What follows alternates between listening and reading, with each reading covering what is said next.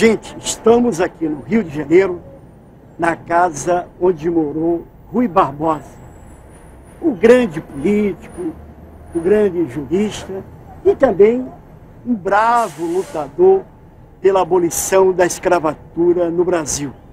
Aliás, esta casa tem a ver com essa história, a história da libertação dos escravos. E quem vai contar essa história é o historiador Eduardo Silva. Muito bom, muito bem você estar aqui. Conta aí pra gente, Eduardo. Deixa eu te mostrar. Você sabe que essa casa, esse jardim, é absolutamente simbólico, ele é todo simbólico. Aqui, marcando esse pé, principalmente esse pé de camélia, bem na frente da casa, para quem passa na rua, para quem esteja dentro da casa, saber que aqui mora um abolicionista, o abolicionista Rui Barbosa. Um abolicionista mais radical, um abolicionista que apoiava a fuga de escravos e que apoiava a libertação incondicional. Era um subversivo. Subversivo. O Barão de Cotegipe chamava comunista da marca abolicionista da marca dos comunistas, isso é, que quer libertar os escravos sem pagar indenização a quem quer que seja, porque a escravidão para Rui Barbosa, ela é ilegal, ela é injusta e ilegal. Além de injusta, ela é ilegal.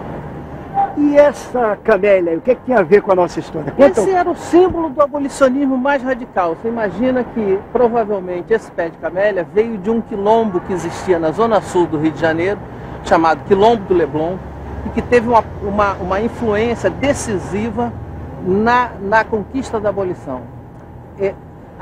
Essa participação de Rui Barbosa e as camélias do Leblon significavam o abolicionismo mais radical, o abolicionismo, liberdade imediata e incondicional, né? Liberdade já, e sem pagar qualquer indenização aos proprietários. Quer dizer que a flor era usada como símbolo para aqueles que lutavam contra o fim da escravidão. Exatamente. Eles usavam o quê? Na lapela, Você usava elegantemente na lapela, significando isso, como você plantava na frente da casa, dando aí um sinal de que o escravo poderia obter abrigo. De que lado estaria você estaria. Legal, legal. E mesmo quando eles planejavam fugas, por exemplo, os abolicionistas de São Paulo, Antônio Bento e seus caifás, mandavam um escravo para o Rio de Janeiro, eles mandavam por trem, já combinado com o pessoal do ferroviário. Eles desciam aqui na Central do Brasil, trem a vapor, Maria Fumaça, e já estava alguém esperando o escravo, que ele não conhecia, mas ele já sabia que seria alguém que estaria com uma lapela. Porque se identificou com uma camélia na lapela. E a esse cara ele se apresentava e imediatamente eles escamoteavam e sabia que era da turma e levavam direto para o Quilombo do Leblon. De 120 anos da abolição, seria 120 anos da fundação do Brasil concreto, como nós o entendemos hoje. Antes não era o Brasil, porque você não podia incluir todas as classes sociais, você não podia incluir brancos, pretos, índios, etc. Você tinha uma coisa separada, um apartheid, a escravidão é um apartheid. Então, a partir dessa abolição, o 13 de maio, começa a existir o que você pode propriamente chamar de Brasil, o Brasil tal qual nós conhecemos hoje. O Brasil que inclui e que pretende incluir todos os segmentos. Mas essa caminhada é uma caminhada que avançou, mas ela é um pouco lenta, não? Quer dizer, falta ainda muita coisa para que essa integração racial realmente ocorra em sua plenitude. Você não acha isso? O processo é lento, mas esse foi o primeiro passo decisivo, incluir todos nesse mesmo conjunto de direitos. Todos somos iguais.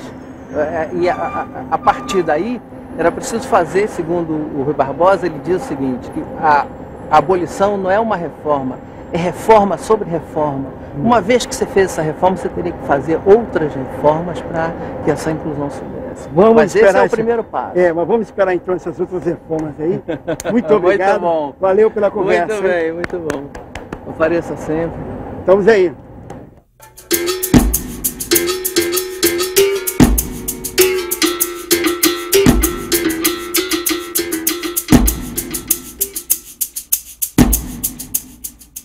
Gente, estamos aqui no Alto Leblon, que é um lugar muito chique do Rio de Janeiro. Aqui ao lado mesmo mora o Chico Buarque de Holanda. Pois nós estamos na chácara que pertenceu ao empresário português José Seixas Magalhães, que foi, na verdade, o chamado Quilombo do Leblon. Não é isso, Vera? É, porque os escravos que fugiam vinham para cá, né? E aqui ele cultivava as tais camélias, não é isso? Isso. Pois é, Anselmo, eu fui lá no Quilombo dos Palmares, que tem uma característica em comum. Todo escravo fugido, ele vai em direção à Mata Fechada e ao Alto da Serra. Você vê essa história que você está contando, é do final do século XIX, e eu fui ao Quilombo dos Palmares, que é lá de final do século XVI, é lá atrás. E tem uma outra coisa que eu acho linda, que o Zumbi dos Palmares, ele nunca foi escravo, ele nasceu no Quilombo. Ele nasceu no Quilombo, ele é resgatado por uns caras, ele vai ser educado por um padre, e ele volta e ele vai morrer livre. Ele nasce e morre livre numa época que só existia escravidão no Brasil.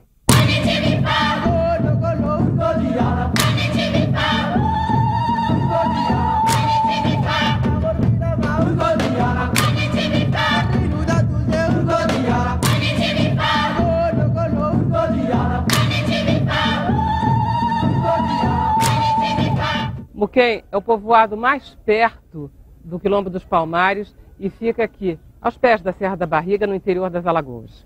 São 500 pessoas que moram agora no finalmente reconhecido povoado remanescentes de Quilombo. Esses quilombolas, eles estão tentando valorizar a raça negra atualmente.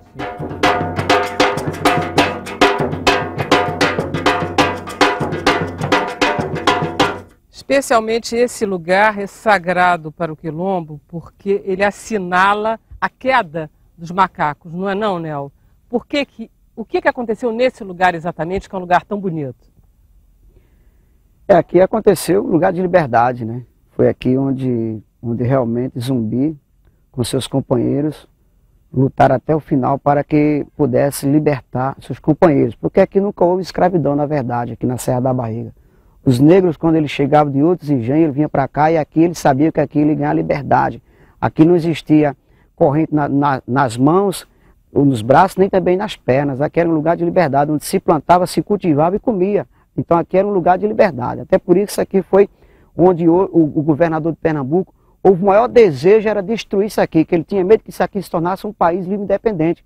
Por isso que ele tinha vontade de destruir. E foram vários ataques que aconteceram aqui na Serra da Barriga para que o último ele trouxesse Domingos Jorge Velho, onde 6 de fevereiro foi uma data que é marcante hoje na história do negro no mundo, né? Porque isso aqui foi lugar de liberdade. Acho que em outro lugar do Brasil houve tanta liberdade como aqui o Quilombo dos Palmares.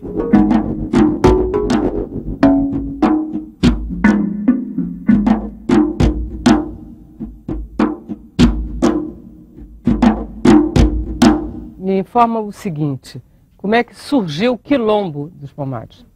Segundo alguns historiadores, o Quilombo dos Palmares surgiu em 1595 com a princesa Aquatune. Fugindo da escravidão, como a maioria de todos os negros, a Aquatune encontrou esse lugar adequado, solo fértil, água suficiente. Foi fundada a partir daí Palmares.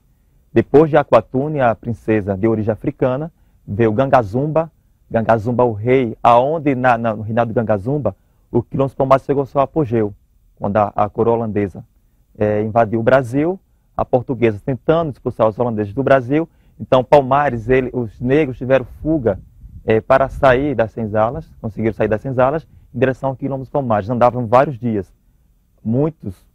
Alguns deles não conseguiam chegar aqui até a Serra da Barriga, morriam no caminho.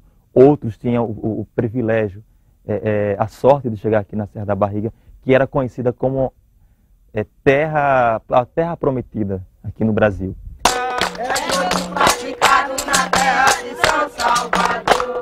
E no dia que eu amanheço, danado da minha vida, latucana de caçada e compreendia essa nascida capoeira.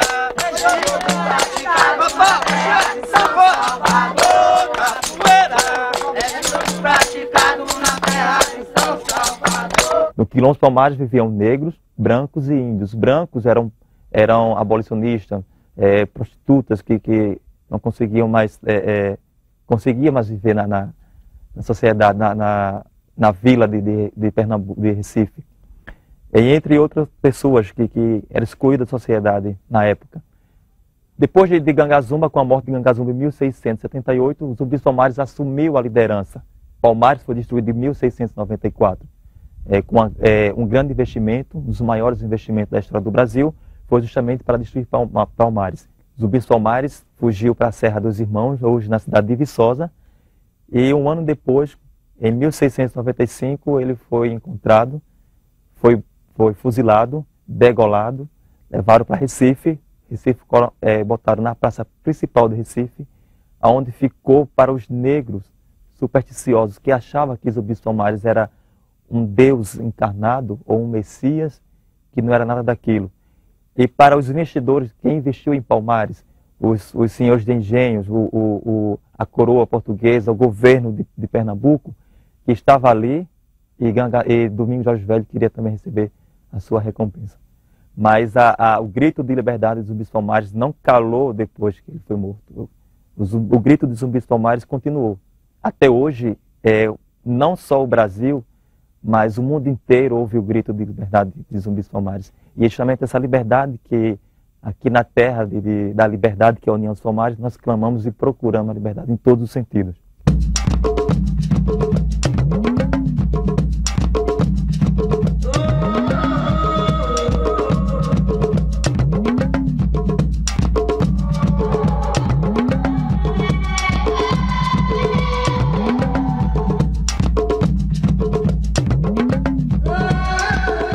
E a população negra, ela valoriza a sua cor? Acredito que sim. Eu costumo dizer que tem negro, às vezes quando os negros não valorizam a sua própria raça é porque falta informação. Não é? Porque a gente sabe que a nossa história, na escola, ela está sendo mal contada. Só quem sabe a história é quem realmente pega nos livros e começa a estudar os nossos antepassados. Aí essas pessoas têm o conhecimento do que foi. Mas ainda acredito que falta muita coisa para poder a comunidade realmente ela se igualar. Até que hoje nós estamos perdendo apenas 2 pontos, né? As estatísticas dizem que daqui até o final desse ano os negros vão ser mais do que os brancos, a totalidade no nosso país.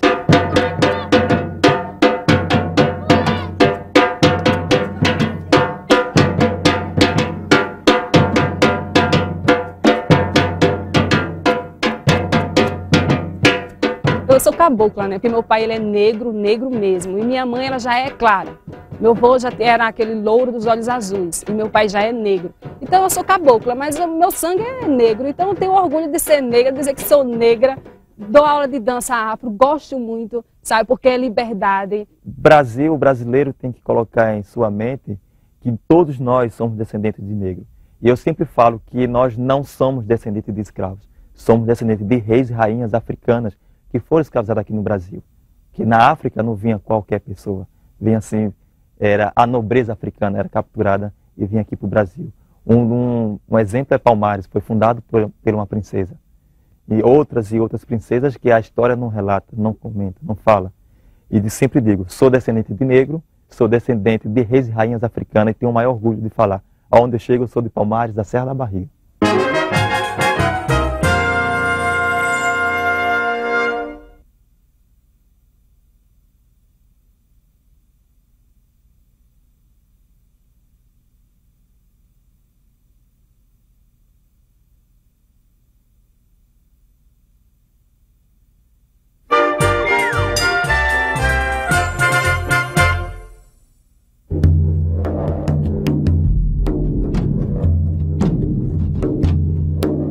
Aqui ao meu lado, o professor Marcelo Paixão, do Instituto de Economia da Universidade Federal do Rio de Janeiro.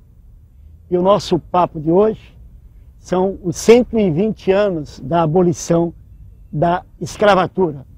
O professor Marcelo fez alguns estudos sobre a renda da população negra no Brasil em comparação com a população branca, e esses estudos, como todos os outros estudos em outras áreas dessa questão, mostram que o Brasil é um país do devagar, quase parando, do que a gente chama aqui do crescimento lento, gradual e muitas vezes seguros ou não tanto.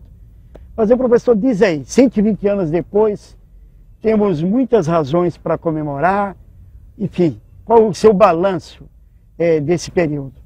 A questão da escravidão no Brasil, a memória que a escravidão no Brasil tem, ela ainda é muito marcante, ela ainda está presente em vários momentos da vida brasileira, e que hoje a gente está fazendo um balanço sobre um século, né, que foi o século XX, em que foi o primeiro século, pasmem, na história brasileira, em que a população negra percorreu todo ele na condição livre.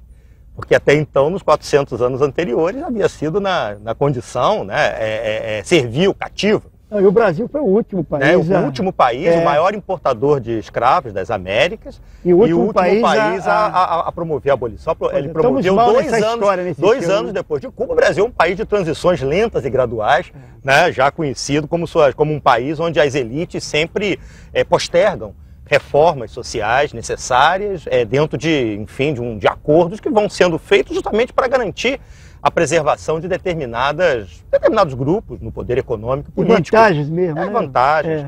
Então, o que você tem, quer dizer, por outro lado, é muito importante, isso é uma construção teórica da sociologia contemporânea no Brasil, de que é importante também remeter o debate sobre assimetrias raciais, étnicas no nosso país, não apenas ao distante passado escravista, porque se você comparar a outros grupos da população, imigrantes, italianos, alemães ou portugueses, a maioria chegou aqui em condições muito precárias também. Ninguém emigra porque está milionário. Exato, os japoneses, agora de 100 anos. Quer dizer, eles chegaram aqui em condições muito precárias.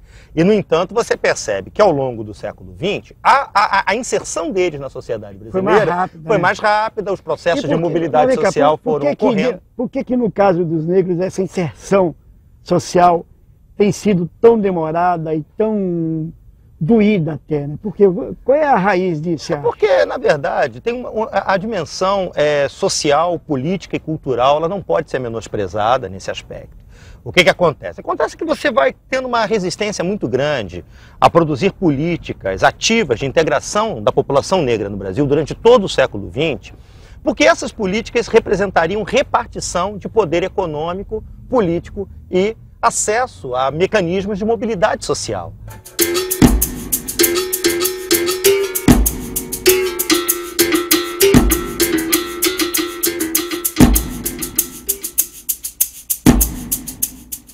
No início do século XX, houve o momento em que as elites brasileiras acreditaram piamente que naquelas teorias mais duras, racistas mais duras, de que haveriam raças e que a população brasileira, por ser formada por mestiços e por negros, ela era fadada ao subdesenvolvimento.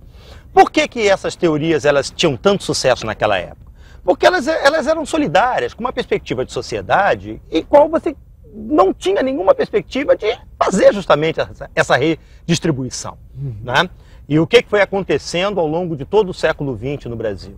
As políticas que vieram ocorrendo, que levaram à modernização do país, elas não levaram a sério a questão de que a população descendente dos antigos escravos, ela precisava ser um alvo específico de inclusão e não um alvo de preterição das políticas públicas. Então isso foi gerando paulatinamente o quê? Uma relação perversa entre crescimento econômico e desigualdades socio-raciais no Brasil. A desigualdade social no Brasil em 70 ela é maior do que em 60. Ela em 80 é maior que em 70, ela em 90 ela é maior do que em 80. Agora, de qualquer forma, Paixão, os seus estudos mostram que nos últimos 10 anos, são 10 anos marcados por conquistas expressivas dos negros, né? Fala um pouco sobre esses dados e, enfim. Eu acho que a principal conquista é o da visibilidade, né? Porque a pior pobreza da luta, do tema, porque a pior pobreza que pode ter, Anselmo, é a pobreza da voz, a pobreza política.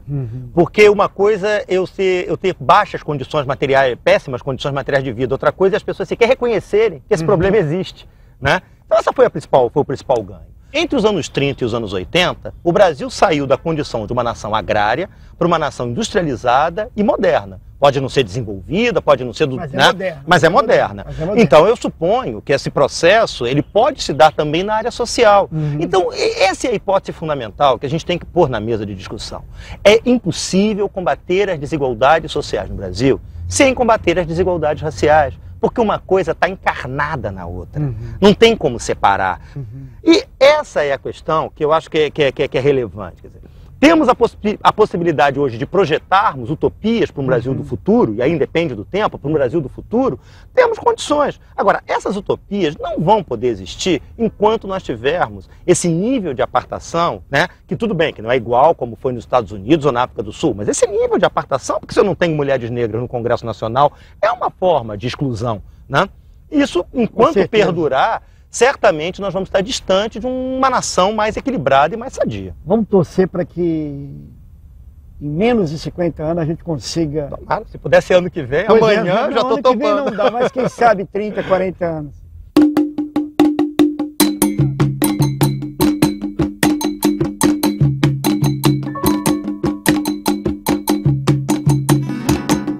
Doutor Deusdedit, bem esquisito que o senhor é um homem de tanto sucesso, um cirurgião tão conhecido, e que eu esteja aqui para lhe perguntar sobre os 120 anos da abolição dos escravos e sobre o problema racial no Brasil. Eu diria assim, que é pertinente. Nós consideramos toda a nossa história de maneira que sempre um prazer é abordar sobre esse assunto para, naturalmente, os nossos irmãos, eu diria assim, de cor, naturalmente ter um objetivo, uma determinação para alcançá-lo. Mas você não acha que o brasileiro, em termos de abolição, melhorou essa situação do negro no Brasil em 120 anos o suficiente para termos 50 mil Deusdedit e não só um? Eu diria o seguinte, que requer tempo.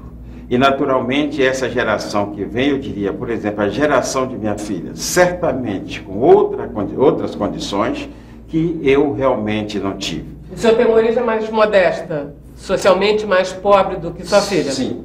Eu tenho, socialmente, meus pais analfabetos no interior da Bahia, de modo que, desde criança, eu tive a inspiração, né, e esse chamamento dessa vocação e perseguir esse objetivo.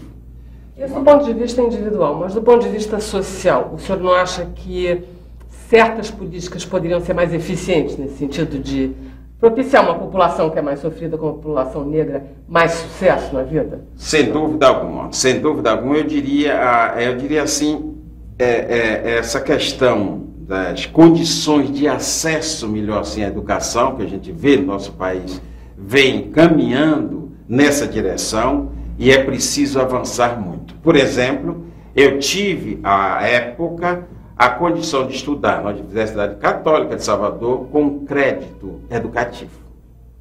Agora, a importância de tudo isso é que se tenha, sem dúvida alguma, nossas escolas públicas, nosso curso básico, curso, enfim, de formação, com eficiência, para que essas pessoas que tenham uma limitação de recursos, tenham, portanto, seu preparo igualitário às outras pessoas. O senhor teve algum tipo de reação racista em relação à sua especialidade como médico negro? Não, eu diria eu poderia citar até um episódio até assim, agradável que eu recebi bem.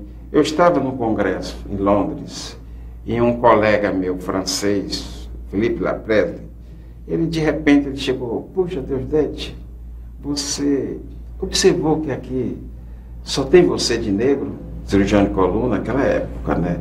Eu digo, puxa, mas que bom eu ter tido essa oportunidade de realmente estar aqui entre vocês, lado a lado.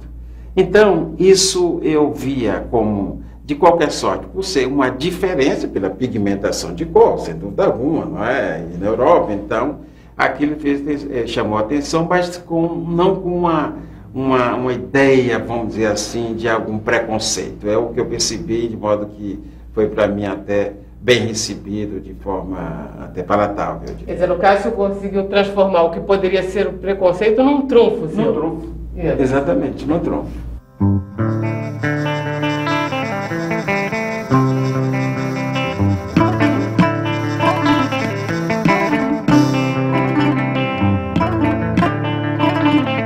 Tudo bem? Tudo bem. Olha aqui, deixa eu lhe falar um negócio. Você estava me contando há pouco que você trabalha há 20 anos, né? Estou fazendo 20 anos que eu comecei a trabalhar, que eu saí da minha casa, falei, mamãezinha, eu vou ali que eu vou buscar um comercial de TV para fazer, porque eu quero ir no Hollywood Rock, e você falou que não tem dinheiro para me dar. E aí conseguiu e foi em frente. Não, eu gostei da história de poder ir lá, por exemplo, eu sou uma amostrada, né? Quando meus amigos me apelidam de Talmíssima, amostrada, não sei o quê. E eu entendi que dava para fazer disso uma profissão, um ofício, entendeu? Eu ir lá e, tipo, dançar no comercial, ganhar uma grana e pagar o Hollywood Rock, o jantar, o aluguel, entendeu? A vida, assim. E eu saquei isso cedo porque eu nunca me senti... Já tinha 14, né? Ficava pensando, o que eu vou ser quando eu crescer? Eu falei, eu não sou capaz de, tipo, de nada. responder essa pergunta. Eu não sei, eu não conseguia me ver fazendo nenhuma outra coisa na vida. Mas vem cá, o fato de você não ser branca, né? E a gente vive numa sociedade branca. Uma sociedade que aboliu a escravidão há 120 anos, mas nem mesmo esse tempo todo a sociedade conseguiu ainda se harmonizar, viver junto. Isso de alguma maneira marcou você, lhe impediu acesso a algum lugar, enfim. Essa pergunta, essa questão, acho que é a coisa que mais me marca. Porque eu sou sempre obrigada a pensar a respeito e ter uma posição política a respeito, até pelo papel que eu exerço na sociedade por ser uma mulher, atriz, cantora, artista, conhecida, negra e bem-sucedida. 2008, né? Isso significa alguma coisa. Então, eu sou de São Paulo, né? Lá tem a cultura do hip hop, que é um negócio super forte e que dá pra mulher negra dentro de mim, assim, um certo eixo, assim. Eu me sinto, como fala, pertencendo a uma cultura que tem a ver com a cor da minha pele, tem a ver com a condição social das pessoas que são meus semelhantes em raça, né, e ideologia também. Então, a partir disso, eu fui viver o mundo tendo certos preceitos e sempre fazendo respeitar a coisa do sistema. Eu nunca me senti sofrendo ou com vergonha de ser negra ou escondida, eu nunca fui... Eu sou artista. No mundo artístico, ser uma mulher negra que canta é ser muito boa. Tipo assim, você olha a Preta, você fala assim, ela dança e ela canta. Para o mundo artístico, isso tem muito valor. Não tenha dúvida. Mulher bonita, então, ainda mais. Então, eu sou uma privilegiada. Quer dizer, de certa forma, você nunca sofreu... Sofrer, pessoalmente, não, mas me compadecer e me identificar com o sofrimento dos meus... isso sim, porque eu tenho família. Eu tenho os meus amigos, eu tenho a minha família. Eu, por exemplo, vivo num meio social onde tem muito pouco negro. Isso.